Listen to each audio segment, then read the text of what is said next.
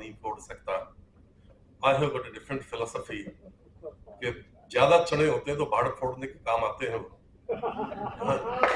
ठीक है भाई, वो सॉरी, ज्यादा चने होते हैं वो खाने के काम आते हैं, okay.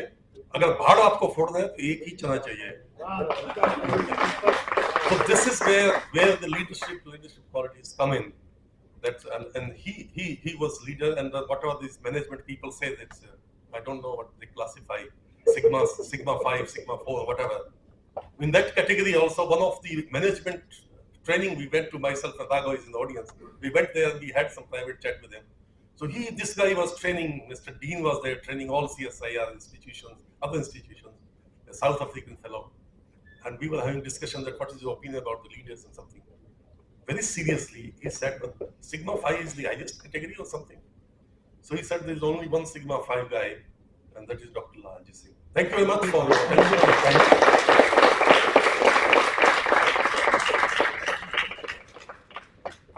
Thank you so much, sir, for sharing these wonderful experiences.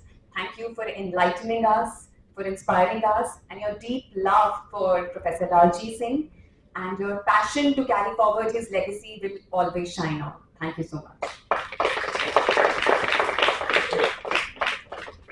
So you've been delving into scientific discussions for past 3 days of the conference, but what lies ahead is a little shift in the focus and an exploration of groundbreaking realities of the past.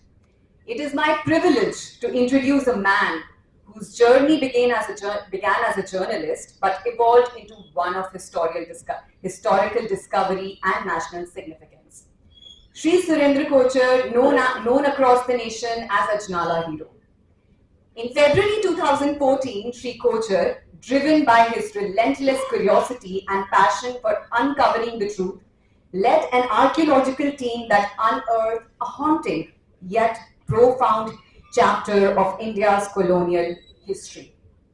In the town of Ajnala, Punjab, from the depths of an old well emerged the remains of 282 Indian soldiers, martyrs of the Indian uprising of 1857, who were brutally executed en masse on 1st August 1857 under the orders of the Deputy Commissioner Frederick Cooper. These soldiers who dared to defy the British Empire met a tragic and silent fate, a fate that remained hidden for over a century and a half until Shri Kochar's determination brought it to light. This discovery, more than just an archaeological breakthrough, it reignited critical conversations about the violent legacy of colonial rule and its enduring impact on India's national identity. Shri Kochar's work has since become a cornerstone in the efforts to reclaim and honor the stories of our forgotten heroes, reminding us of the resilience and sacrifices that underpin the history. From journalism to historical discovery, Shri Kochar's journey exemplifies the power of seeking truth and preserving memory. His contributions go beyond the artifacts and records. They are an act of justice, an homage to the fallen, an inspiration for the future generations to connect with their roots. Ladies and gentlemen, please join me in welcoming Shri Surendra Kochar, whose words today will undoubtedly transport us back in the time and help us reflect on the relevance of our past in shaping our present and future. Sir, please, the stage is yours.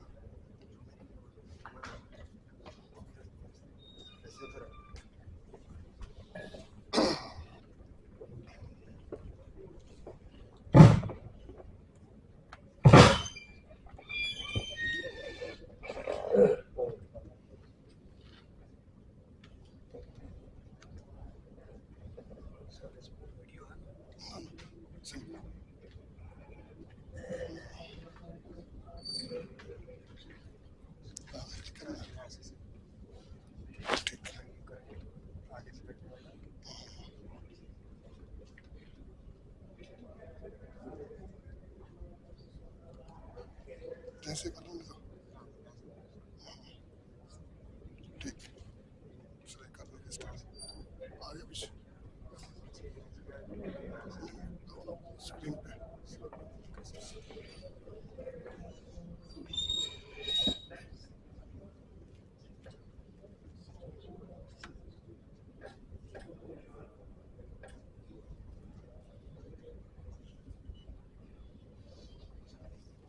जहाँ से करना है जहाँ से कर सकते हैं। ठीक ठीक ठीक काफी ऊपर ठीक ठीक ठीक। सबसे पहले तो मैं ज्ञानवर चौबे साहब का धन्यवाद करना चाहूँगा कि जो अमृतसर की तहसील अजनाला है उसमें जो बेनाम कुआं था, एक 157 ईयर तक उसने हिंदुस्तानी जो फौज है उसके 282 सोल्जर का जो स्केलेटन थे उसको अपनी गोश में संभाले रखा। उसके लिए जानकारी साझा करने के लिए जो मेरे को जहाँ पर इनवाइट किया है, सबसे पहले तो चौबे साहब का धन्यवाद। दरअसल पेशे से मैं जर्नलिस्ट हूँ एक, और पिछले 30 सालों से मैं जो फील्ड इन्वेस्टिगेशन है उसको उसी के बेस पर रिपोर्टिंग कर रहा हूँ। पिछले 10 साल से थोड़ा सा चेंज कर लिया मैंने, और पाकिस्तान और अफगानिस्तान के ऊपर है, पर बेस मेरा वही है, फील्ड इन्वेस्टिगेशन के आधार पे रिपोर्टिंग है सारी। तो इसी दौरान जो मेरा काम चल रहा था, तो तकरीबन मैंने हजारों की तादाद में न्यूज़ वगैरह प्रिंट हुई। 2000 के करीब ऐसे आर्टिकल प्रिंट हुए जो रिसर्च आर्टिकल थे, जो डिफरेंट नेशनल और इंटरनेशनल न्यूज़पेपर में प्रिंट हुए। उसके अलावा इसी दौरान इसी जो मेरी काम चल रहा था, इसी के पर 17 के करीब बुक्स भी आई जो अच्छी मतलब मार्केट में मिल रही है अच्छे ढंग से। मेनली जब मेरा काम चल रहा था तभी मेरे को एक बुक मिली, क्राइसिस इन द पंजाब। तो साथ में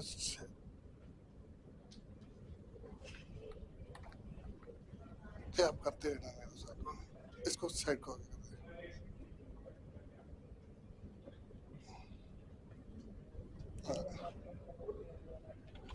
इससे आगे। ये क्राइसिस इन द पंजाब जो बुक है, इसमें 20 से 25 पेज पर एक अजनाला जो मैसेकर हुआ उसके बारे में डिटेल थी इसमें।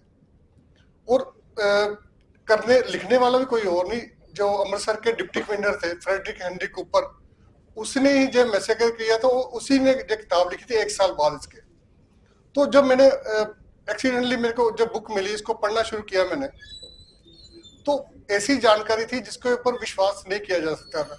जैसे कूपर ने लिखा है कि स्टार्टिंग में हिस्ट्री थोड़ी सी है इसकी, कि जैसे 1857 में हिंदुस्तान की सभी छावनियों में विद्रोह हुआ।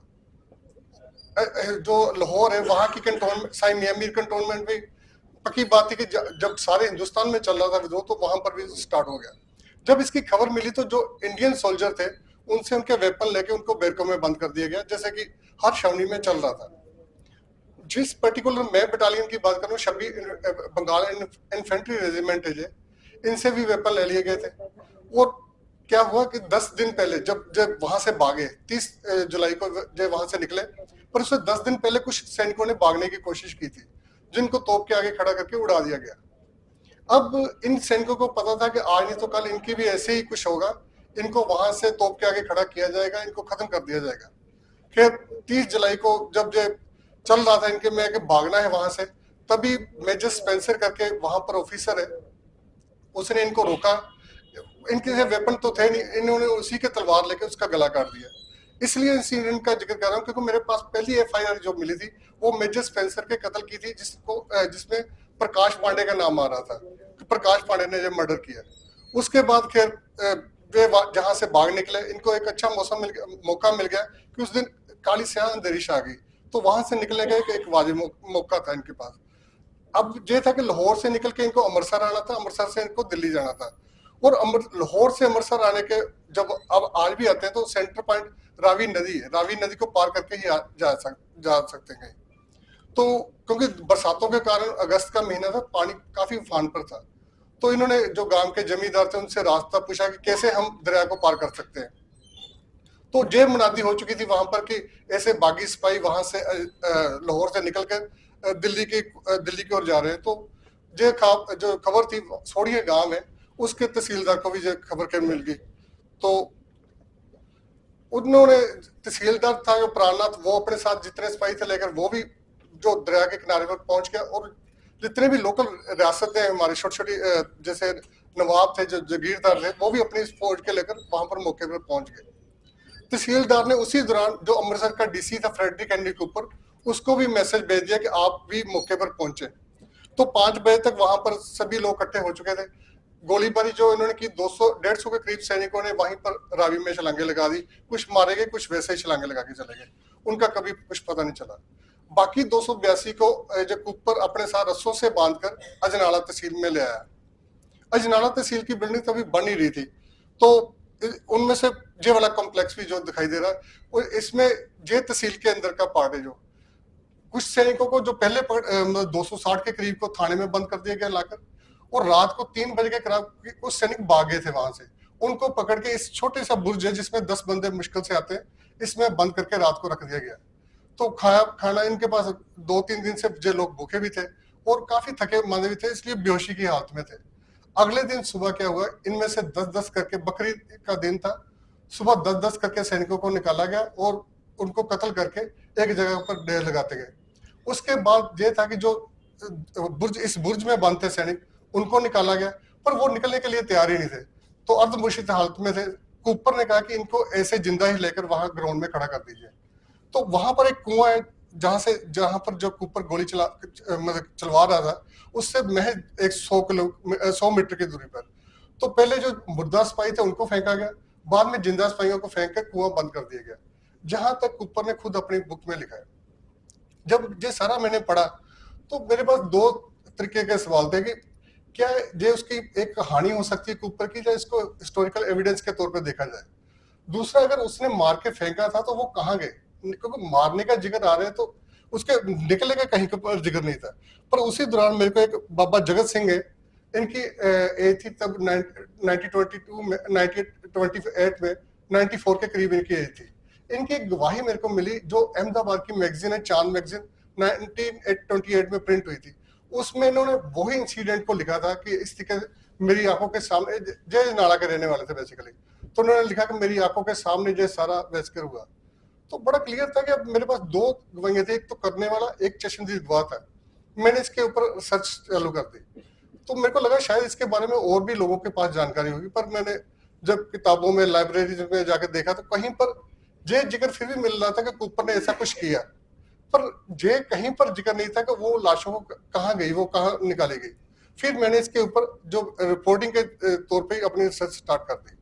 तो सबसे पहले मेरे पास जो फोटोग्राफ्स आई काफी देर बाद, जो कॉर्नर में है 1927 की जो थे की है, जे कुएं के जे वाली जो पहली फोटोग्राफ मिली, तो मेरे को लगा कि रिसर्च को आगे बढ़ाया जा सकता है। सेकंड, जब रिसर्च के चलते मेरे को 1957 की फोटोग्राफ मिली, उसी कुएं के ऊपर जो लोग वहां पर 1857 का जब 100 साल हुआ, एक शताब्दी था, वो छोटा सा कार्यक्रम इन लोगों ने किया था वहां पर। तो ये 2 फोटोग्राफ के बाद क्लियर था कि वो कुआं वहां पर मौजूद है। फिर मैंने थर्ड, मेरे को फोटोग्राफ वो वाली मिली जो ऊपर 1972 की, जिसमें पीरों की दरगाह बन चुकी है। कुआं वहीं का वहीं है, उसके ऊपर अब स्ट्रक्चर चेंज हो रहे थे। और जो फोर्थ फोटोग्राफ मिली मेरे को 1999 की थी, इसके ऊपर गुरुद्वारा है और कुएं के ऊपर गुरु ग्रंथ साहब का प्रकाश हो रहा है, और साथ में वो जो कॉर्नर पे एक बुर्जी है, वहां पर दिया जलाया जाता था। तो ये था कि इनको लोग कई कहते थे कि वो आत्माएं थी जी, भूतों का कुआं भी इसको कहा गया, काले का कुआं तो कह ही रहे थे लोग कि काले बेसिकली अंग्रेजों ने सभी इंडियन को कहा, तो उन्होंने यही नाम आज भी चल रहा है। आज भी हम लोग उस कुएं को काले वाला कुआं ही कहते हैं वहां के लोग। हालांकि मैंने नाम चेंज कराने की काफी कोशिश की, तो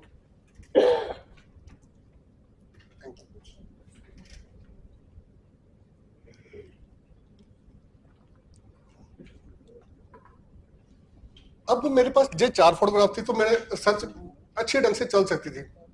पर मेरे को लगा कि मेरे पास फोटोग्राफ तो 4 हैं। अब ये भी था कि वो सारा कुछ कूपर पर विश्वास करना बनता था मेरा, कि कूपर ने जो लिखा है ज्यादा गलत नहीं लिखा, उसने बढ़ा चढ़ा कर लिखा था, पर था काफी कुछ सच था। तो इन 4 फोटोग्राफ को मिलने के बाद मैंने वहां पर काम शुरू कर दिया अपना। तो मैं लोगों के घर से पूछता था कि कहाँ पर आपके घर कितने ऊपर थे 100 साल पहले या 50 साल पहले, कितना नीचे गए, इसकी कैलकुलेशन स्टार्ट कर दी मैंने। क्योंकि मेरा हिस्ट्री में कोई एक्सपीरियंस नहीं है, मैं फील्ड इन्वेस्टिगेशन करके वो जर्नलिज्म कर रहा था, मेरा हिस्ट्री में कोई लेना देना नहीं था। पर लोगों को, क्योंकि मैं आर्टिकल लिख रहा था, मेरे नाम के साथ हिस्टोरियन लगना चालू हो गया। हालांकि मेरा हिस्ट्री में इसकी इतनी कोई पढ़ाई नहीं थी, पर इसके ऊपर मेरा काम चलते चलते बुक्स वगैरह लिखने के कारण एक बन गया था कि किस तरीके से काम करना है वहां पर। तो जब ये चारे फोटोग्राफ हुई तो मैंने देखा वो जो क्षेत्र है सारा जहां पर जय साबरा हुआ वो वहां पर आर्मी की छावनी बन चुकी थी। तो जब करते करते मैं आर्टिकल लिखने शुरू कर दिए मैंने, क्योंकि मेरे को पता नहीं चल रहा था कि वो लोग कहाँ पर गए। तो मैंने एक सिंपल एक जैसे जर्नलिस्ट करते हैं तो मैंने आर्टिकल लिखे अखबारों में कि उन जो सैनिक है कुआं को खोजकर उस सैनिकों को बाहर निकाला जाए ताकि उनकी अंतिम रस्में पूरी हो सकें। हर साल तकरीबन मैंने 2-3 साल लगातार जब इनका 31 अगस्त होता है तो उस दिन मेरा आर्टिकल न्यूज़पेपर में प्रिंट होता था। इसके अलावा न्यूज वगैरह भी गायब गायब आती रही। उसके बाद मतलब ये था कि लिखने के बाद मेरे को सितंबर 2012 में 30 सितंबर 2012 को संडे का दिन था। तो उस दिन गुरुद्वारा कमेटी से पहली बार मेरे को फोन गया कि आप जिस गुरुद्वारे का जिक्र कर रहे हो वो हम ही उस कमेटी के मतलब प्रधान और जनरल सेक्रेटरी हैं, पर जो आप जिक्र कर रहे हो बार बार लाशों का, वो लाशें तो जहां पर थी नहीं कभी, आप आगे मिलो एक बार हमसे। पहले मैं दूर से जाता था, कभी मतलब ये था कि निहंग सिंहों का वहां पर कब्जा था तो मेरे को ये डर था कि दंगा फसाद होगा 100% में जाऊंगा। फिर मैं अपनी फैमिली को लेकर 30 सितंबर को जब गया तो 100% क्लियर था कि वो गुरुद्वारा वहीं था। अब उन्होंने वहां से जो कॉर्नर पे जो ममटी बनी है दिया जलाने के लिए वो हटा दी थी वहां से। तो उन्होंने फर्स्ट मीटिंग तो हमारी बड़ी क्लियर हुई। उन्होंने कहा कि जहाँ पर कोई कुआं वगैरह मौजूद नहीं है, जिस कुएं की आप बात करें वो नाम का कुआं था, जहां पर कोई कुआं नहीं आपको मिलेगा। खैर अगले दिन मैंने नेक्स्ट डे फिर दोबारा अकेला पहुंचा, तो फिर मैंने उनको कहा कि कुआं तो यहीं पर ही है और आप वहीं पर गुरु ग्रंथ साहब का प्रकाश भी कर रहे हो। तो सिख धर्म में सबसे गलत बात यह मानी जाती है कि जहां पर कोई, चाहे वो जानवर की हड्डियां पड़ी हो चाहे इंसान की हो, उसके ऊपर गुरु ग्रंथ साहब का प्रकाश नहीं हो सकता। तो मैंने उनको जय बताया और उन्होंने उनकी कहानियां अलग थी। वो कह रहे हम आपको कुछ लोगों से मिलवाते हैं। गांव के जो बुजुर्ग थे उनको मेरे सामने लाया गया। वो उन्होंने कहा कि आप बिल्कुल गलत बयानबाजी कर रहे हो कि इस कुएं जिस कुएं का आप जिक्र कर रहे हो उस कुएं का पानी तो हम खुद पीते रहे। तो वो किसी ने कहा मेरे फादर ने पिया, किसी ने कहा मैंने खुद पिया। अब मेरे लिए ये था कि वो बिल्कुल मानने के लिए तैयार नहीं था। इस सारे चक्कर में मैं लगातार मीटिंगें करता था। 2 साल निकल गए, मतलब 1 साल पूरा निकल गया, कुछ महीने भी ऊपर निकल गए। अब उन्होंने जो धार्मिक लोग थे, मैं पर अपनी जिद पर अड़ा रहा कि कुआं यहीं पर ही है, मैं उसको निकलवाऊंगा भी। उसके उन्होंने क्या किया, धार्मिक लोगों को बीच में लाना शुरू कर दिया। एक संत है, काफी मान्यता है उनका, इसलिए मैं नाम नहीं लेना चाहूंगा। उन्होंने मैं और बेटा मेरा दोनों गए वहां पर, तो उन्होंने मेरे को बैठाकर एक जमीन पे क्रॉस का निशान लगाया। कहते कि इसको देखो क्या है। मैंने देखा, मैंने कहा क्रॉस का निशान है सिंपल। तो कहते वहीं से बिल्कुल पताल में देखो, पताल में वो कुआं जा चुका है। तो मतलब मानने वाली जो बात ही नहीं थी। फिर मैंने कहा कि ये तो बिल्कुल मजाक है जो मैं रिसर्च आपके सामने रख रहा हूँ कि ऐसे कैसे हो गया कि कुआं पताल में चला गया। उन्होंने कहा जी आप बिल्कुल गलत कर रहे। माता जी आए थे रात को, उन्होंने रात भर चौकी दी है जहाँ पर आकर। तो वो कह रहे हैं कि जहां से कुआं 14 किलोमीटर आगे जा चुका है। मैंने कहा कि आपके बाबे और माता की दोनों की बात नहीं आपस में मिल रही। वो कह रहे पताल में, वो कह रहे 14 किलोमीटर, तो कुआं यहीं पर ही है। तो पर मेरे लिए दिक्कत ये थी कि मैं हिंदू फैमिली से हूँ और मैं उनको कह रहा था कि आप ग्रंथ साहब जहाँ से हटवा लो, और ग्रंथ साहब के नीचे वो, क्योंकि वो जगह बनी हुई जहाँ पर वो 282 सोल्जर्स के स्केलेटन है, तो गुरुद्वारा भी हटाना पड़ेगा। तो एक तरह का वो दंगा फसाद कराने वाली मैं खुद ही वहीं पर एक स्थिति सी बन रही थी मेरे कारण। तो वो गुरुद्वारा कमेटी मानने के लिए बिल्कुल तैयार नहीं थी। अब क्योंकि पंजाब में मेरा पहले ही होल्ड बन चुका था काफी, मैंने अब उनको डराना शुरू कर दिया कमेटी को। मैंने उनको क्लियरली बोला कि मैं ऐसा करूंगा कि एडमिनिस्ट्रेशन के पास जाता हूँ, वहां से जो खालिस्तानी है उनको इकट्ठा करता हूँ और आपके जे वाला इशू उनके सामने रख देता हूँ। तो वो कभी नहीं मानेंगे कि गुरुद्वारा जहाँ गुरु ग्रंथ साहब का प्रकाश है उसके नीचे लाशें पड़ी हैं, तो आपकी कमेटी भंग हो जाएगी, नई कमेटी आएगी, वो मेरे को अपने आप कर देगी। पर उन लोग इस पे भी मतलब उनको डर था, पर उनको लगा, मेरे को बार बार मना रहे थे कि आप ऐसी गलती कर ना बैठना कभी। पर मेरे को लगा कि नहीं, अब पानी सिर से निकलता जा चुका है, क्योंकि सच्चाई मेरे सामने थी बिल्कुल। मैं क्लियरली देख रहा था कि मेरे पास जो एविडेंस है 100% लाशें निकालने का कहीं जिक्र नहीं है, तो वो इसी कुएं में होनी चाहिए। फिर मैंने साथ साथ कैलकुलेशन कर रहा था, क्योंकि 69 जो लोग थे जिंदा फेंके गए थे कुएं में। तो ये था कि सभी ने जब फेंका गया उनको जिंदा, तो सभी ने स्ट्रगल नहीं किया होगा बाहर निकलने के लिए। कुछ लोग तो गिरने के वक्त ही मर गए होंगे, क्योंकि जिस तरीके की उनकी स्थिति थी। जो लोग जिंदा थे उन्होंने स्ट्रगल किया होगा। मैंने 49 एक फिगर बना लिया अपने दिमाग में। 49 जो डेड बॉडीज है वो हमें बड़ी मुश्किल से निकालनी पड़ेगी, इसलिए मेरे को आर्काइव डिपार्टमेंट की भी जरूरत है। तो खैर मैंने डिप्टी कमिश्नर से मिला, उसके बाद फिर गुरुद्वारा वालों से मीटिंग हुई। तो क्योंकि अखबारों में इशू काफी बढ़ चुका था, हर लोग डिमांड करना शुरू कर दिया था कि निकालो जी उनको, अगर हैं तो उनको निकालना चाहिए। गुरुद्वारे वालों ने मेरे को 30 दिसंबर 2012 का दिन तय किया मेरे साथ कि हम आपके कहने के मुताबिक जो गुरुद्वारे की दीवार है, मैंने उनको कहा था दीवार के बिल्कुल सामने ना पाइप के साथ एक खड्डा लगाए, कम से कम 10 फुट का, 10 फुट गहरा आप खड्डा निकालें जहां से 100% आपको कुछ ना कुछ मिलेगा। 30 दिसंबर 2012 की रात को 10:30 बजे मेरे को एक वहां से फोन आया कि आपका तो बिल्कुल झूठ था जी, कोरा झूठ था वो। 10 फुट के नीचे हमने पाइप से, बोर वाली पाइप से खड्डा खोदा है, वहां पर ईंटें पड़ी हुई छोटी छोटी सी नानकशाही ईंट, कहीं पर कुआं नहीं है। तो मैंने कहा कि ईंटें वहां से कहाँ जानी, मैं अभी आ रहा हूँ। तो वहां पर इतना हमारे बॉर्डर एरिया है वहां पर, क्योंकि 1 किलोमीटर आगे पाकिस्तान की हद शुरू हुई थी, तो दरिया के कारण जो धुंध वगैरह होती है, कोहरा जो जिसको बोलते हैं, काफी घना था।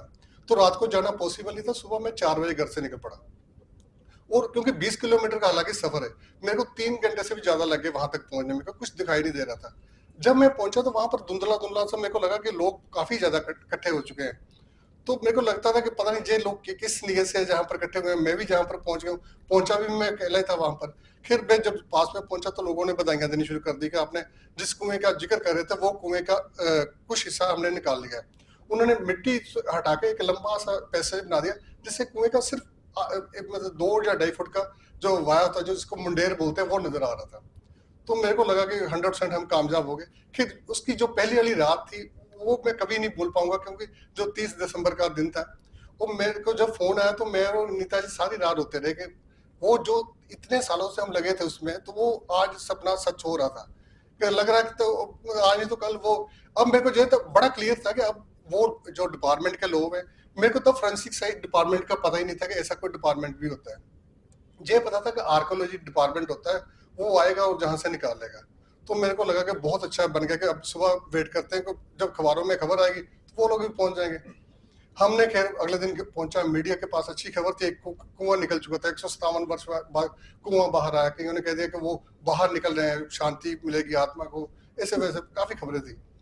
पर लगातार वेट करते रहे, कहीं से कोई लोग देखने आ रहे थे कुएं को, एडमिनिस्ट्रेशन के लोग जा रहे थे गायब गायब, और बहुत सारे जर्नलिस्ट वगैरह पहुंच रहे थे, पर आर्कोलॉजी के डिपार्टमेंट का एक भी बंदा वहां पर नहीं पहुंच रहा था, जिसकी मेरे को ज्यादा उम्मीद थी। और मेरे को मिलने की तमन्ना भी उन्हीं से थी कि वो आकर आगे का काम संभाले, क्योंकि मेरा सिर्फ काम यहीं पर था। मेरे को लगा कि मेरा काम तो खत्म हो गया आज, कि मेरी रिपोर्टिंग का यही होता कि रिपोर्टर ने एक कुआं ढूंढा, मेरी अच्छी खबर थी, एक आर्टिकल था। अब आगे की जिम्मेवारी मेरे को करनी थी, जो मैंने कभी ना सोचा था, ना मेरे बस की बात थी। फिर जब जो लोग नहीं आए तो मैंने अपनी ड्यूटी समझ के एक लेटर तैयार किया, मैंने चंडीगढ़ जाना शुरू कर दिया, चंडीगढ़ आर्काइव डिपार्टमेंट के पास, आर्कोलॉजिकल सर्वे ऑफ इंडिया जो है, मिस्टर सिन्हा थे मेरे को याद है। वो मैंने जब उनको सारी बात सुनाई तो उनके पास मैडम थे बलविंदर कौर, मेरे को आज भी याद है उनका नाम। वो जब दम से जोर जोर से हंसना शुरू कर दिया, कहते आप बच्चों जैसी कहानी सुना रहे हो कि एक कुआं है, वो 10 फुट नीचे है, उसके अंदर 8 फुट नीचे जाएंगे तो 282 सोल्जर मिलेंगे। वो बोलते आपको किसने कहा है? मैंने कहा ये रिसर्च है। तो कहते इसमें कहाँ लिखा है कि वो 282 सोल्जर मिलेंगे? तो कहते हम टाइम जाया नहीं कर सकते, आप घर जाओ अपने। मेरे को लगा ये तो मेरी सारी, मैं घर आके नीता जी को बोला मैं नहीं करूंगा आगे काम, कि मेरी तो बेइज्जती होनी शुरू हो गई, को लोग मान ही नहीं रहे कि ऐसा कुछ हो सकता है। अनीता ने कहा आप दिल्ली जाके बात करो। दिल्ली जाके इससे भी बड़ी मेरी हंसी उड़ाएगी, कहते कि आपको कहाँ से आकाशवाणी होती है, कि कौन बताता है आपको? मैंने सारी कैलकुलेशन बताई कि ये सब कुछ है, पर डिपार्टमेंट मानने के लिए तैयार नहीं था। मैं लगातार उधर गुरुद्वारा कमेटी अड़ी हुई थी, मतलब लगातार मैं सभी को समझा रहा था कि जहां पर कुआं है, वो मेरे को ये समझा रहे थे कि आपके दिमाग की एक सोच है जहां पर ना कुआं है ना लाशें मिलेंगी। तो मेरे लिए स्थिति बड़ी गंभीर सी बन चुकी थी। अब कुछ रहा नहीं था, गुरुद्वारा वाले कमेटी वाले ये था कि अब उनकी नई डिमांड थी, क्योंकि कुआं सामने था, वो कह रहे थे एक कमरे का शायद इसमें फोटोग्राफ है, हाँ ये वाला गुरुद्वारा था जब बना था, तो एक कमरे का गुरुद्वारा, वो भी आर्मी की जगह पर बना हुआ था। अब गुरुद्वारा वालों ने मेरे सामने एक शर्त रखी कि आप नया गुरुद्वारा हमें बना के दीजिए, कि मेरे, क्योंकि ऑलरेडी आर्मी की जगह पर कंटोनमेंट पे कब्जा करके गुरुद्वारा बना था। तो फिर मेरे को ना चाहते हुए भी मतलब गलत कुछ काम करने पड़े इसमें। मैं बड़ा बाद में क्लियर हूँ, पर शर्मिंदा भी उस बात पे कि ना करता हूँ। शायद अगर कोई डिपार्टमेंट मेरे साथ मिल जाता तो ये मेरे को नहीं करना पड़ता। मैंने इसी की जगह पर 3 मंजिल गुरुद्वारा उनको वहां पर बनवा के दिया। मतलब मैंने नहीं बनवा के दिया, लोगों से रिक्वेस्ट की कि आप इनको दान दें, तो ये बनाए। और क्योंकि मेरी एक सिर्फ निशाना था कि उन लोगों को बाहर निकलवाना था। फिर जब गुरुद्वारा 1 साल में 3 मंजिल बन गए, वहां पर जाके बड़ी स्ट्रगल से बना वो भी, काफी दिक्कतें भी आई, क्योंकि आर्मी वाले नहीं चाहते थे कि वहां पर बने।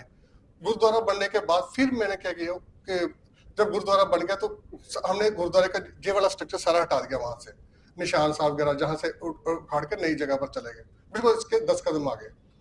अब जब इसको गुरुद्वारे को गिरा के हमने नीचे कुआं बिल्कुल प्लेन करके सामने निकाल दिया। अब फिर दोबारा मैंने वही चंडीगढ़ और दिल्ली वालों के पास पहुंचा, मैंने कहा कुआं तो सबके सामने नजर आ गया। तो वो कह रहे कुआं तो कई सामने आ रहे हैं, कुएं में लाशें कहाँ हैं, वो कहाँ से हम देखें। तो खैर मेरे पास अब फिर वही था कि जहां से मैं चला था घूम फिर के फिर वहीं पर आ गया। ऑलरेडी मैं अपनी हद पार कर चुका था, क्योंकि जर्नलिज्म से हटके मैं उसी कैटेगरी में आ चुका था जिसमें नहीं होना चाहिए था मेरे को। तो खैर मैंने गांव वालों को इकट्ठा किया, लोकल लोगों को, मैंने कहा जी अब ऐसा है कि निकालना तो हमें पड़ेगा ही, क्योंकि इतना बड़ा स्टेप उठा चुके हैं, अब लोगों को भी जवाब देना है कि गुरुद्वारा को गिरा दिया आप लोगों ने। हमने उसके लिए एक दिन तय किया 28 फरवरी का, वो भी इसलिए था कि 282 सोल्जर थे, वो कह रहे थे 1 अगस्त को करना, फिर आप जिस दिन इंसिडेंट हुआ उसमें 6 महीने भी और थे, तो मेरे को पता था इन्होंने मुकर जाना है, कभी नहीं करने देंगे बाद में। तो 28 फरवरी का दिन आ रहा था, मैंने कहा इसी दिन कर लेते हैं, 28 फरवरी हो गया, 28 और 2 बढ़ के 282 बन जाते, मेरी फिगर बन गई, तो अच्छी आपके लिए मीडिया कवरेज मिल जाएगी आपको। खैर हमने 28 फरवरी के कार्ड, मैंने उसी दिन उनसे पैसा लेकर कार्ड भी प्रिंट करा दिया कि इन्विटेशन जो कार्ड होता है उसके ऊपर पूरी हिस्ट्री लिख दी। तो वो करने के बाद, सारा कुछ करने के बाद फिर खैर हमने वहां पर, अब फिर दोबारा मैंने पर्सनली उनके पास नहीं गया, आर्काइव के पास या किसी और डिपार्टमेंट के पास, मैंने सभी को रजिस्टर्ड लेटर भेज दी। उसमें प्रधानमंत्री भी थे, सभी सेना के लोग थे, सभी थे। मेरे को सिर्फ एक फोन आया था चीफ ऑफ आर्मी स्टाफ का, उनके ओएसडी ने मेरे को फोन किया कि साहब आपसे बात करेंगे। तो वो कहते कि आप क्यों ये कहानी बार बार दोहरा रहे हो, अब आपने दिन भी तय कर दिया, वो भी हमारी कंटोनमेंट के साथ में। तो मैंने उनको बोला सर ये ऐसा है कि मेरे पास 100% इसके प्रूफ है, एविडेंस है, आपको कहीं पर भी निराशा नहीं मिलेगी। तो वो कहते कि आपकी हमें ये पता किया कि वहां पर कुएं में कुछ नहीं है, पर आपकी जान को खतरा जरूर है वहां पर, क्योंकि लोग नहीं आपको छोड़ेंगे जो आपने तय कर लिया है। तो मेरे को उन्होंने डिप कमांड होती है कोई आर्मी की, वहां पर केतनदीप प्रसाद थे, उनकी ड्यूटी लगा दी कि आप इनके साथ रहें, अपनी टीम के साथ, इनको लोग मारेंगे वहां पर। तो दिन तय था हमारा 28 फरवरी का, मैंने स्कूलों को भी बोल दिया कि आप पहुंचो वहां पर। मेरे को था शायद कोई पहुंचेगा नहीं वहां पर बाहर से। मैं उसी दिन रात वहीं पर था। एसडीएम अजनाला है सुरेंद्र सिंह, वो अब हमारे एडीसी भी हैं अमृतसर के, इन्होंने सुबह आकर बोल दिया कि जहां पर कुछ काम नहीं होना चाहिए, नहीं तो मैं सबको अरेस्ट कर लूंगा, कि आप बिल्कुल गलत काम कर रहे हो, कुएं की खुदाई करनी, लोगों को इकट्ठा करना, ये नहीं होने दूंगा। मैंने उनको गुरुद्वारा कमेटी को बोला कि अब हमारे पास कोई चारा ही नहीं है, अब लोगों को भी तो कुछ जवाब देना है ना, तो ये तो करना ही पड़ेगा। तो हम करते हैं, देख लेंगे, जो जितनी अरेस्ट होगी कोई पर्चा नहीं बनेगा इसके ऊपर हमारा। खैर हमने खुदाई दोपहर को 2:12 पे खुदाई इसकी स्टार्ट कर दी कुएं की। इससे पहले गुरुद्वारा कमेटी के लोगों को यह था कि लोग, क्योंकि हमने सोचा था कि शायद स्कूलों के बच्चे, मैं इसलिए बुला रहा था कि कुछ तो गैदरिंग होगी लोगों की, पर जे स्कूल के बच्चों को हम वहां पर पहुंचा ही नहीं सके। 10,000 से ज्यादा लोग वहां पर इकट्ठे हो चुके थे, कम से कम 40 चैनल थे जो लाइव कवरेज के लिए पहुंचे थे। हालांकि वो मेरे को बाद में पता चला कि किसी को मेरे पे भरोसा नहीं था, पर उनके लिए एक अच्छी खबर थी, क्योंकि सेम जब मैं ये क्लेम कर रहा था तभी एक पंडित जी ने क्लेम किया था, आपने शायद खबरों में याद होगा, उन्होंने कहा था मेरे को सपना है कहीं पर खजाना दबा है। तो सेंट्रल गवर्नमेंट ने 31 लाख रुपया खर्च किया था तब, तो सेम डे मेरा था। तो वो कहते आप भी ऐसा ही करवाओगे जहाँ पर। तो इसलिए मीडिया के लिए अच्छी खबर थी कि निकलेगा कुछ नहीं तो हम हंसी तो उड़ा ही सकते हैं ना कम से कम। तो चैनल वाले भी पहुंचे हुए थे। फिर 2:12 पे हमने खुदाई शुरू कर दी। मेरे को याद है कि चलो चैनल का नाम भी ले लेता हूँ, वैसे मैं बोलता, जी न्यूज का एंकर था विशाल एंग्रिश, उसने मेरे से पूछा था 7.5 फुट खुदाई हो चुकी थी। बच्चों को मैं वहां पर, मेरे ट्विंस है तो मैं दोनों को वहां पर लाके बैठा लिया था, अनीता जी साथ में, मेरी मदर भी साथ थे, कुल फैमिली जाइए हमारी। तो मैंने क्योंकि एक ब्रेकिंग चला दी थी चैनल वालों ने कि इतिहासकार कुछ समय बाद अपनी स्टेटमेंट बदल सकते हैं, सूत्रों के अनुसार था उनका सारा, तो वो कहेंगे कि जहां पर कुछ नहीं मिला जे मेरी नलायकी है मतलब। तो मैंने उसको बोला भी यार ऐसे नहीं करना, क्योंकि तू अब 7.5 फुट हुए, 8-8.5 फुट तो होने दो, फिर ऐसी बयानबाजी चालू कर लेना। उसने मेरे से पूछा था कि सफलता कितनी दूर है, एग्जैक्ट यही सवाल था उसका। मैंने कहा था सिर्फ 5 या 7 मिनट। तो वो कहता है कि अगर कुछ ना मिला तो जे इसका कौन जिम्मेवार। मैंने कहा कि वो मैं अकेला हूँ, और मैं जो भी चैलेंज करता हूँ वो 8.5 फुट तक होगी तो होगी, इसको कोई निकल आया तो ठीक है, अब टाइम ज्यादा वेस्ट करने की कोई जरूरत ही नहीं है। 8.5 फुट के बाद मैं वहीं पर बैठूंगा जहां पर खुदाई चल रही है, मैं मेरे ऊपर मिट्टी डाल दी जाएगी और वो मेरी आत्महत्या होगी, वो किसी का मर्डर नहीं होगा। इस इंसिडेंट का मैं इसलिए जिक्र करता हूँ क्योंकि ये गूगल पे भी पड़ा हुआ है, क्योंकि जी न्यूज वालों ने वो डाला हुआ है।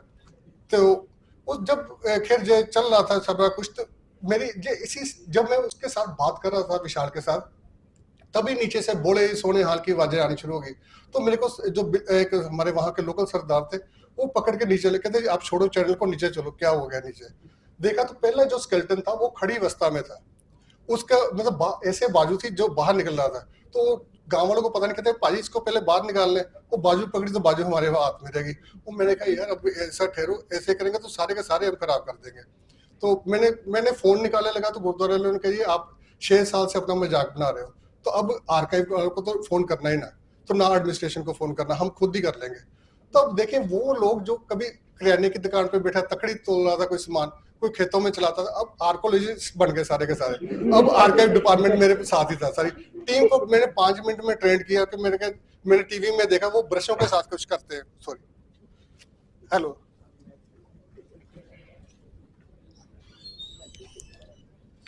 हाँ, मैंने क्योंकि टीवी में ना डिस्कवरी में इतना देखा था कि वो ब्रश लेके कुछ ना कुछ करते हैं, तो मैंने उनको कहा कि जितने भी गांव में टूथब्रश है ना वो खरीद लीजिए आप, जितने मैक्सिमम होते हैं। उसके बाद हमने जो पेंट करने वाले ब्रश होते हैं वो भी खरीद लिए, क्योंकि मेरे को 2 चीजें नजर आती थी, तो वो कुछ करते थे सर। हाँ, नहीं अभी नहीं। तो अभी वो सारा कुछ ना वो अभी इतना कुछ मेरे पास था। हमने वो जो पेचकस जिसको पता नहीं हिंदी में क्या बोलते हैं, वो भी हमारे पास थे सारा कुछ, तो लेके हमने खुदाई चालू कर दी। तो सारे गांव वालों में भी यही फीलिंग थी कि वो एक पुरातत्व विभाग के सभी कर्मचारी बन चुके थे। तो हम लगे रहे और 2 घंटे तक हमने देखा पहला स्केलेटन जो था हम उसी को ठीक नहीं कर पाए थे। तो मेरे को लगा ये तो हमारे बस का काम नहीं है, अब झटका काम ही करते हैं। हमने पहले दिन फिर जैसे हो सका वैसे 22 स्केलेटन जो थे बाहर निकाल लिए। अगले दिन सुबह क्योंकि हमें था कि सुबह लोग आ जाएंगे, इकट्ठे हो जाएंगे, फिर लोगों को बोलेंगे भी साथ में कुएं में उतरो और काम कर लेते हैं साथ में मिलकर। पर सुबह 6 बजे मेरे को डीएसपी जो था उसने बोला जी भाई बाहर तो जगह ही नहीं, गाड़ियां कहाँ पर खड़ी कराएं। लोग पता नहीं कहाँ से वहां पर पहुंच रहे थे। मतलब अजनाला पूरा एक शहर बन चुका था, इतनी ट्रैफिक थी वहां पर। तो लोग मेरे को बोलते ही गाँव वालों ने बोला भाई वहां पर मौके पर पहुंचे, वहां पर तो लोग बहुत इकट्ठे हो गए। फिर हमने सुबह 6 बजे खुदाई चालू कर दी वहां पर। तो सेकंड डे हमने 150 के करीब जो स्केलेटन थे वो बाहर निकाले। थर्ड डे हमने 2:17-18 थे जब हमने खुदाई खत्म कर दी। और लास्ट वाले जो स्केलेटन थे, क्योंकि मैंने 3 साल से डिप्टी कमिश्नर को मेमोरेंडम दे रहा था, उसमें मैंने क्लियर लिखा था पहले पैराग्राफ में कि मेरे को ऊपरली लाशें जब निकालेंगे डिपार्टमेंट वाले वो थोड़ी सी दिक्कत आएगी उनको, क्योंकि 49 लोग मैंने जैसे पहले बताया था कि वो आडी टेढ़ी हालत में मिलेंगे। और क्योंकि इनके ऊपर वो ऊपर ने लिखा था कि मैंने जब इनको फेंका कुएं में तो कोड़ा और चूना भी फेंक दिया था कि ये लाशें गल जाएं सारी की सारी। तो वो वाली लाशें इस तरीके से हमें इकट्ठी करनी मुश्किल हो जाएंगी। तो खैर जो लास्ट वाले जो 22 हमने निकाले, जो लास्ट में जो थे वो सिर्फ उनकी खोपड़ी जो स्कल थे वही थे, बाकी उनका सारा जो पोर्शन था गल चुका था, वो चूने और जो डाला था कोला वगैरह, उनको खैर हमने निकाला। उसके बाद हमने ऊपर रख दिया। अब निकालने के पास बात हमें ये नहीं पता था कि इनको कैसे रखना है। कुछ गांव वाले जल्दी से बोरियां ले आए बड़ी बड़ी सी, बोरियों में डालने शुरू कर दिए। वो बोरी वैसे ऐसे पटका रहे थे कि और ज्यादा आ जाए इसमें।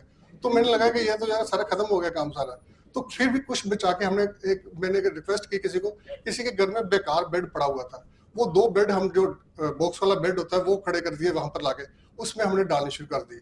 उसके ऊपर शाम को हमने एक शीशा भी लगवा दिया। 3 बेड जो थे पूरे भर चुके थे। दांत हमने अलग रख लिए थे, 6,636 दांत है शायद जो इस वक्त बनारस हिंदू यूनिवर्सिटी में पड़े हुए हैं। तो वो दांत भी हमने हड्डियां भी इकट्ठी कर ली। अब मेरे को ये नहीं समझ आ रहा था कि सब कुछ इकट्ठा करके हम सामने रखी जा रहे, करेंगे क्या इनका आगे चल के। तो क्योंकि अभी तक जो सर्च थी मेरी उसमें मेरे को ये था कि ये तो मिलना ही था सब कुछ। अब ये नहीं पता था कि इनके साथ और भी निशानियां मिल जाएंगी।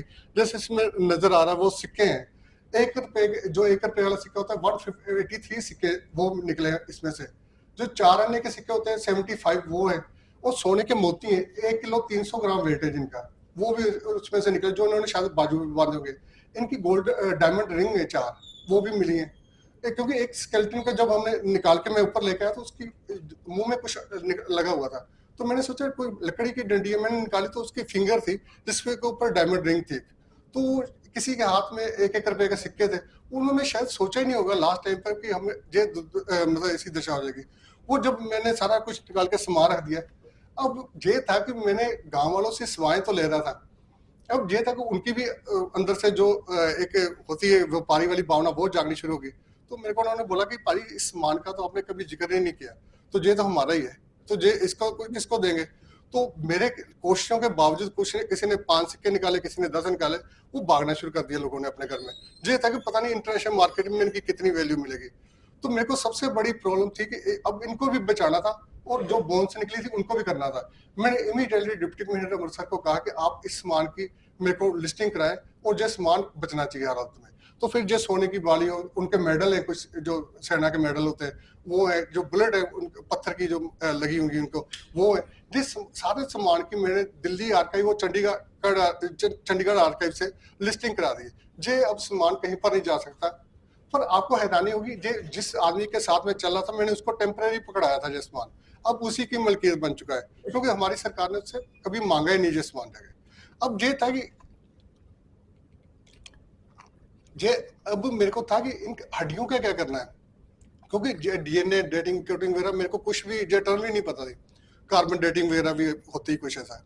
तो मैंने अब पर ये जो सारा मामला था ये बड़े ऊपर तक पहुंच चुका था, दुनिया भर से मीडिया के लोग वहां पर पहुंच रहे थे, लीडर। अब मैं कई बार कहता हूँ कि उन दिनों में शायद सलमान खान या शाहरुख खान होता तो वो मेरे से उसके साथ किसी का इंटरेस्ट ना होता फोटो खिंचाने से।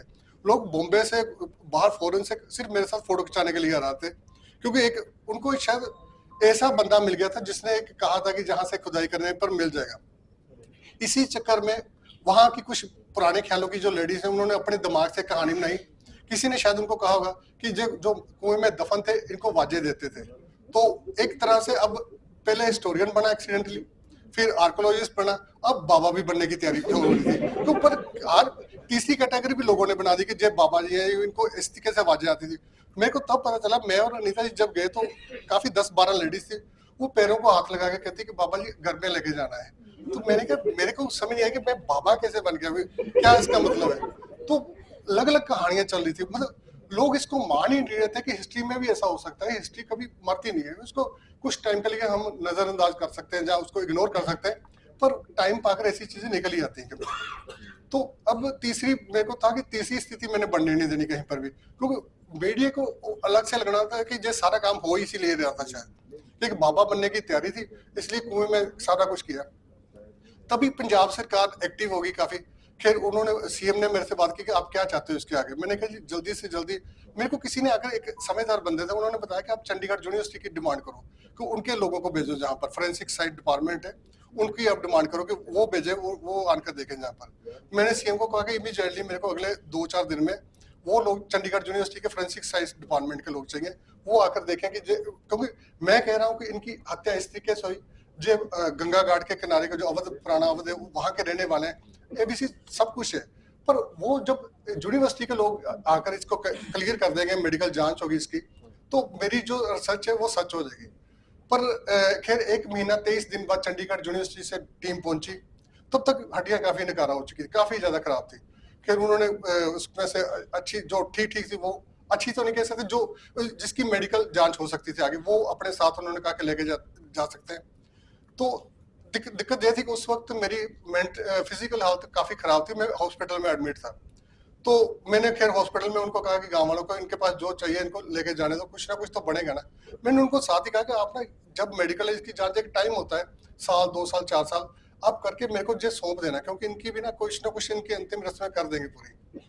सबसे दुख की बात जो है, पता नहीं मेरे को कहनी चाहिए कि नहीं कहनी चाहिए इस मंच पे, क्योंकि आप सभी उन लोगों से भी कहीं ना कहीं आपके संबंध रहे। सबसे पहले जो स्टेटमेंट थी मैं जिसकी डिमांड कर रहा था बार बार, मेरे को लगता वो भी मेरी बहुत बड़ी गलती थी। सबसे पहले चंडीगढ़ यूनिवर्सिटी से एक बयान आया कि हो सकता है जो स्केलेटन है जो 1947 के हों। फिर एक महाशय जिन्होंने आगे जाकर काफी काम भी किया, खैर सेकंड उन्होंने कह दिया कि जो जानवरों की भी हड्डियां हो सकती हैं, पर अभी तक इनका मेडिकल कोई जांच नहीं हुई। तो मैंने उनको कहा कि सर आप कैसी स्टेटमेंट जारी करें कि अगर जांच नहीं तो फिर आप ये तो ना बोले कम से कम कि जानवर है या कुछ है, आप पहले उनकी जांच कर लें। खैर उसके बाद अभी उनके जर्नल में भी काफी जर्नल में जो स्टोरी प्रिंट हो चुकी है। बेशक मैंने पीएचडी वगैरह नहीं की यूनिवर्सिटी में, कभी मेरी नहीं रहा क्वालिफिकेशन का, क्योंकि मैं ग्रेजुएशन करने के बाद जर्नलिज्म किया मैंने। तो पर काफी इसके ऊपर पेपर लिखे जा चुके हैं फॉरेन की यूनिवर्सिटी में भी, जहां पर भी काफी काम हो चुका। मतलब ये था कि कहाँ मैंने लगा था सिंपल, जब स्टार्ट किया मैंने, बड़ा सिंपल सा काम है, कुआं खोज के मैं सामने रख दूंगा, डिपार्टमेंट के लोग आएंगे, काम होगा। अब करते करते मैं जहां तक पहुंच गया था, पर मुश्किलें वहीं की वहीं थी। अब कुछ हड्डियां तो वो लेके चले गए अपने साथ, अब जो बाकी ढेर मेरे पास पड़ा था उनको क्या करना है मेरे को समझ नहीं आ रही थी। गांव वाले उन्होंने कहना शुरू कर दिया कि आप इनका संस्कार कर दीजिए यहाँ पर। तो मेरे को जो था एक और नई दुकान, कि जहां पर अगर संस्कार हो गया तो वहीं पर एक वो बनाएंगे कुछ ना कुछ इनका, तो वहां पर फुलियों पतासों की दुकानें स्टार्ट होंगी, उसके बाद काम बढ़ता जाएगा, इंक्रोचमेंट होगी। तो मैंने कहा यार ये वाला काम मेरे को हजम नहीं होता। फिर मैंने पढ़ा कहीं पर भी, कहीं पर एक, हाँ उसी दौरान एक मलेरकोटला के मुसलमान वहां पर पहुंच गए, उन्होंने खैर वहां पर उनकी फोटोग्राफ शायद अगली इसके साथ ही पड़ी हुई।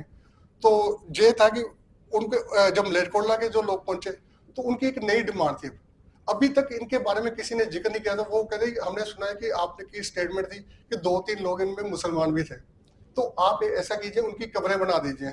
मैंने कहा आप ऐसा कीजिए जहीं पर पड़ी है आप 2-4 उठा लीजिए, जो आपके लोग हैं तो बना लेते हैं, उसका क्या है, तो आप मलेरकोटला में बना लो, जहीं पर नहीं मैं बनने दूंगा, एक दुकान मेरे सामने खोल जाएगी। तो खैर उनको मैंने मनाया जी हम इनको जल प्रवाह कर देते हैं, नदी ना आपकी ना हमारी, दोनों की है, तो गंगा हरिद्वार में ले चलता हूँ। मेरे को लगा बड़ा सिंपल है, हरिद्वार में जाऊंगा, वहां पर ट्रक ले जाएंगे, इनको उल्टाएंगे, वहां पर पूजा पाठ करेंगे, आ जाएंगे। तो सबसे पहले वहां पे जो पुरुषोत्तम जी हैं, गंगा समिति के हेड हैं, उन्होंने मेरे को बोल दिया, कहते कि आपने सोचा कैसे कि जे लेके आएंगे, कहते गंगा में आपने देखा कभी हड्डियां आती हुई, वहां पर राख आती है पोटलियों में बांध कर, तो आप कह रहे हो 2 ट्रक है बड़े हड्डियों के वो लेके आएंगे, तो वो तो नहीं हम डालेंगे। मैं भी पूरी तरह से थक चुका था, मैंने कहा ऐसा करना आप मना कर दो, फिर कोई पानी, गंगा तो बड़ी निकलती है, कहीं भी सुबह जब सुबह बनते ना उसमें डाल के मैं चला जाऊंगा मरसा, क्योंकि मेरे के पास है ही नहीं कुछ, मैं घर में तो रख नहीं सकता इनको, तो कहीं ना कहीं तो मैंने इनको करना ही है। खैर उसके बाद मैंने उनको सारी स्टोरी बताई, तो पुरुषोत्तम जी खैर उनके पास अगर मैसेज आए तो मैं वाकई उनका कायल हूँ। उनकी जब मेरे को कहते हैं कि मैं अभी आपके मिल रहा हूँ, मैं जहां पर ठहरा था वो वहां पर पहुंचे, उन्होंने बड़े, उनकी आंखों में आंसू थे, उन्होंने कहा कि ये बहुत बड़ा काम है जो आप सौंप रहे हो, तो इसका जो खर्चा वगैरह आएगा जहां पर वो हम करेंगे। मैंने कहा वो भी अच्छा है, फिर मेरे कुछ पैसे तो बच जाएंगे, क्योंकि जो ट्रक वाला काम तो था कि ट्रक को तो मैं लेके आऊंगा जहां पर मेरे से नहीं खर्चा होगा। फिर वहां पर हम जब पहुंचे तो रेड कारपेट उत्तराखंड गवर्नमेंट ने बिछाया हुआ था, पूरे रास्ते में इनका वेलकम हुआ, जितनी मैं कर हरिद्वार पूरा ही शायद वहां पर पहुंचा हुआ था। वहां पर कुछ देर के लिए गंगा का पानी रोका गया, उसके बाद पानी खैर छोड़ा गया कि जे निकल जाए सारे। वहां पर छोड़ने के बाद अगले 2 दिन तक मेरे को कजरी वन करके जा रहे वहां पर जगह, वहां पर कुछ साधु लोग ले गए, कुछ अलग अलग जगह पर लेके जा रहे थे जहां पर हमसे हवन वगैरह सब कुछ कराया जा रहा था। तो मतलब सारा कुछ अच्छे ढंग से हो गया। अब मेरे को यह था कि सारा काम होने के बाद वो ये लोग थे कौन जो आए थे, क्योंकि अब जिम्मेवारी पहली तो जबरदस्ती पड़ गई, अब मैंने खुद एक जिम्मेवारी उठाई कि इनको भी खोजना चाहिए। तो बहुत बड़ी बात है कि शायद ये मेरे बस का काम नहीं था, पर मेरी कोशिश थी कि मैंने इनको ढूंढना जरूर है। तो चौबे साहब का मैं वाकई दिल से धन्यवाद करता हूँ कि पहली बार इनकी एक फैमिली तो इनके पास मिल के जा भी चुकी है, जिसका डीएनए भी इनके साथ, इनके लोगों के साथ मिलान का हो चुका है उसका। संजय पांडे, शायद संजीव पांडे, चौबे साहब ज्यादा जानते हैं, कुछ और परिवार भी आ रहे हैं। तो एक जो वहां पर मेरे को लगता था खत्म होगी रिसर्च, आगे शायद बढ़ नहीं पाएगी, पर मेरी कोशिशें जारी रहेंगी। तो मेरे को बहुत बढ़िया है कि एक अच्छी टीम ने एक इसको एक मुकाम तक लेके पहुंचे हैं सारे के सारे एपिसोड को। तो अभी ये है कि आगने वाली अगर 2 परिवार आए तो उम्मीद नहीं छोड़ सकते, क्योंकि अगर उम्मीद रहेगी तो मेरे को लगता है कम से कम जो 282 82 तक तो हम पहुंच ही जाएंगे। 82 लोग तो इनके परिवार के लोग यहाँ पर मिल ही जाएंगे जितने मिलने हैं। तो यही था कि एक्सीडेंटली मेरी जिंदगी का यही एक था स्टोरी थी, जो कि एक्सीडेंटली हमने काम शुरू किया था, पर इसके चलते चलते एक स्लाइड है शायद, और जे अब कुएं के ऊपर गुरुद्वारों को जे लगा कि जो कमेटी थी कि वहां पर कुएं के ऊपर लोग नहीं आ रहे थे, कुछ चढ़ावा वगैरह नहीं चढ़ रहा था, एक स्ट्रक्चर खड़ा कर दिया उन्होंने जे वाला। तो अब पता नहीं लोग जा रहे हैं कि नहीं जा रहे, खैर मैं अब वहां पर नहीं जा रहा, क्योंकि मेरे को लगता है मेरी काम था जो मेरी जिम्मेवारी थी वो उसी दिन खत्म हो गई थी। उसके बाद अब जो पांडे साहब चौबे साहब ने जो आगे कर लिया इसको काम को लेके जा रहे हैं, तो मेरी जिम्मेवारी तकरीबन खत्म हो चुकी है। तो मेरे को लगता है कि यहीं पर मेरा था। और पर आज चौबे साहब मैं आपके साथ एक और प्रॉमिस करके जाता हूँ, ये काम जब मैंने किया था मेरे को ये जानकारी नहीं थी कि यूनिवर्सिटियों में ऐसा कुछ हो सकता है कि हम उनको अच्छे ढंग से निकाल सकते हैं, उनके ऐसे डीएनए वगैरह की जांच हो सकती है। अभी अगले कुछ महीनों में पंजाब में एक ऐसी जगह है जहां पर ये तो सिर्फ 282 सोल्जर थे, वहां 2000 से ज्यादा जो 6 सोल्जर हैं उनकी डेड बॉडी उनके वेपन के साथ ही दफन है। तो मैं चाहूंगा कि बनारस यूनिवर्सिटी के साथ मिलके क्योंकि मैं आपको, मेरा सिर्फ इतना ही काम है कि आपको वो लोकेशन दे देता हूँ, मैं जाकर हिस्ट्री उसकी बताता हूँ, वहां जाकर आपके स्टूडेंट और आपके जो डिपार्टमेंट है उनकी टीम वहां पर काम करे और 200 जो 2000 से ज्यादा सोल्जर है वो निकालने चाहिए।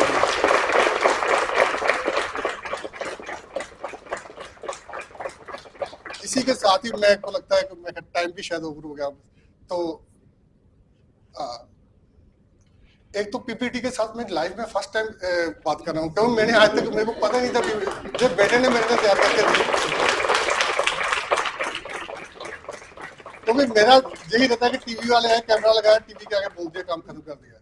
दूसरी दिक्कत यह है कि मैं सिर्फ पंजाबी बोल सकता हूँ और हिंदी की कैपेसिटी मेरी 20-25 मिनट से ज्यादा की नहीं है, वो फिर अपने आप पता नहीं चलेगा कब मैं हिंदी बोलता बोलता पंजाबी में चला जाऊँ। तो इसलिए थैंक यू, बहुत बहुत धन्यवाद आप सबका।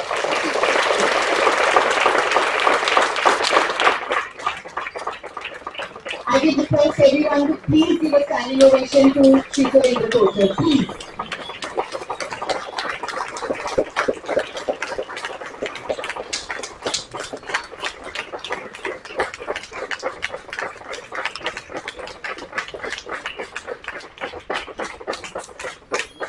This warm applause speaks volumes about the work he has done. Sir, I had literally goosebumps during entire talk.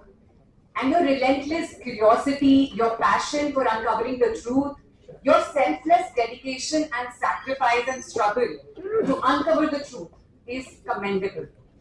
और जैसे आपकी स्लाइड ने कहा, ऑनरिंग द मार्टियर्स, आप एक बहुत नोबल काम कर रहे हैं।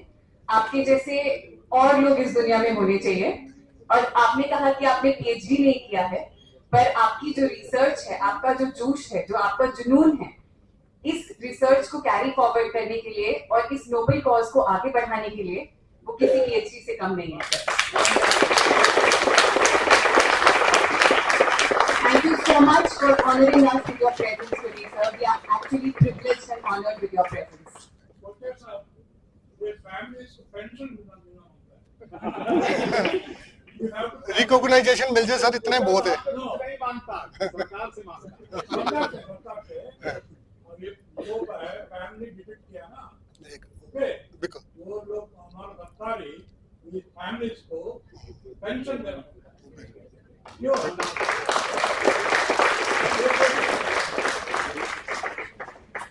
It's time to express our gratitude and honor to Surendra Kochhar, and I feel honored to tell that ADNET has started a new initiative of recognizing and awarding citizens who have worked for science, an award which can connect society with science.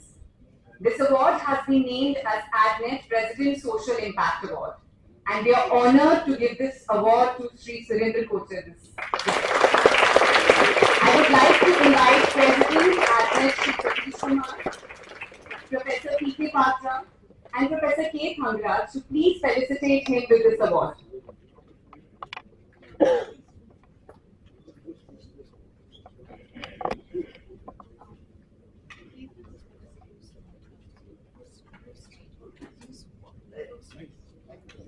I would also request Professor Cruz to please join them for felicitation.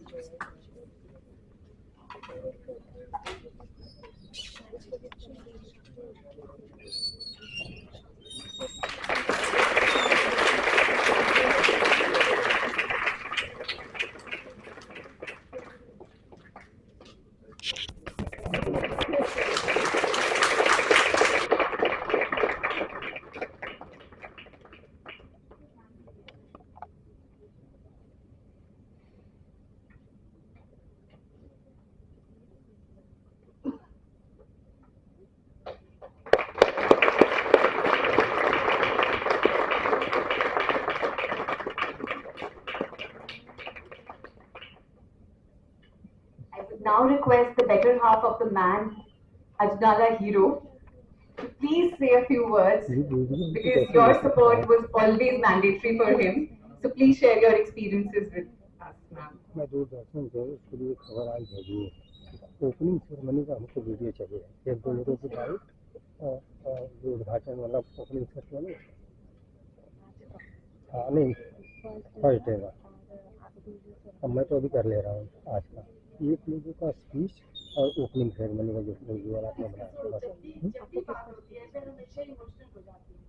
किसी का भी जो chief guest है उनका दे दीजिए,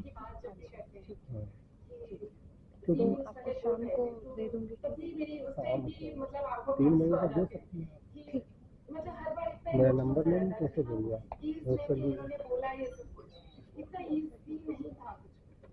मतलब हमें बच्चे हमारे बहुत ही छोटे थे, 2.5-3 साल के नहीं बड़े थे उस वक्त, तो ट्विंस है लेकिन एक जैसे मतलब 5th में देश है, 5th या 6th में, और उनको पूरा देखना और ये डर थी कि कहीं कुछ हो जाएगा, फैमिली को कुछ हो सकता है। और मुझे याद है ये तो कुएं में वहाँ मतलब कि ऐसे जब चल रही थी तो इनके मम्मी हम चेची बोलते हैं उनको, तो चेची मुझे कहते हैं कि नीतू कैसे होगा, मेरा निकनेम है, तो कहते हैं नीतू कैसे, चेची मतलब मैं उनको बोल रही थी कि वो शायद थोड़ा मदर है तो ऐसे होता है, हाँ ठीक है यही चाहिए, ठीक मुझे कहते हैं नीतू क्या मतलब क्या होगा, मैंने कहा चेची चिंता मत करो, आपके बेटे की कैलकुलेशन है, कोई मजाक नहीं है।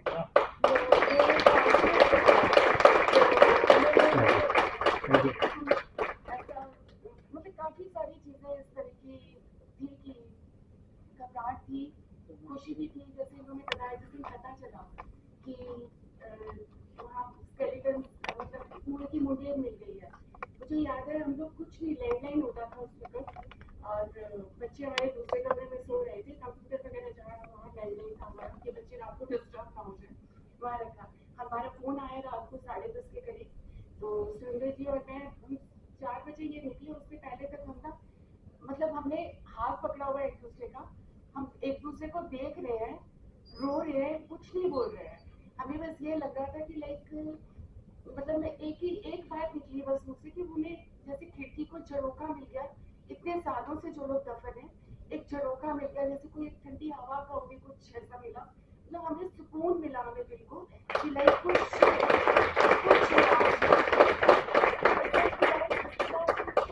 हमें नहीं पता कि कैसे काम होते चले गए, और मतलब कई चीजें जो उन्होंने नहीं बताई है बिल्कुल अलग चीजें थी।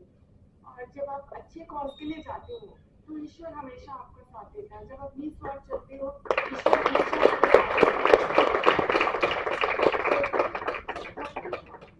ये खुदाई चली थी। 3rd डे को आप कभी गूगल में भी देखोगे कि उस दिन बारिश बहुत ज्यादा हो रही थी। इवन वो जो काफी लोग अमृतसर से भी आने वाले थे, कई काफी जगहों से आए हुए थे, मतलब ऑल ओवर वर्ल्ड से लोग आ रहे थे, मतलब इमीडिएट टिकट्स करा के लोग अमृतसर पहुंच रहे थे अजनाला में।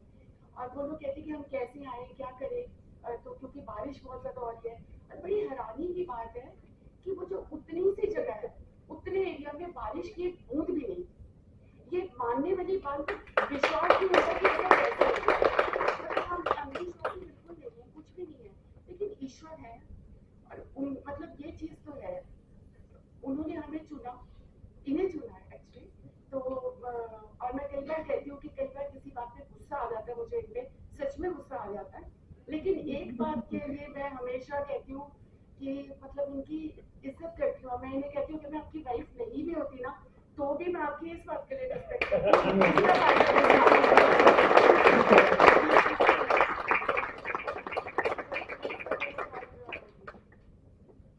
एक और इंसिडेंट मुझे याद आया कि एक जो आर्मी की वहाँ एक बहुत बड़ा एक पेड़, जैसे उन्होंने जिक्र भी किया, उसमें बहुत पुराना वो पेड़ था। तो आर्मी वालों ने कहा कि यहाँ पे जब गुरुद्वारा जब बन रहा था उस वक्त, वो कहते कि उन्होंने खटखट की, मतलब कि हमारे यहाँ कुछ आवाज नहीं आनी चाहिए, कुछ नहीं आपकी कार्रवाई होनी चाहिए। तो उतने में क्या हुआ कि एकदम से आर्मी से आई, तो पेड़ बहुत बड़ा पेड़ आर्मी वाली जगह पे, वो जिसने बोला था वो एकदम डर गया पीछे को, उधर चढ़ के गिरा, वो आरती पेड़ वहीं पे पड़ा हुआ है, सूख गया सब कुछ। मतलब क्या है, क्या चीजें कैसी हैं पता नहीं, लेकिन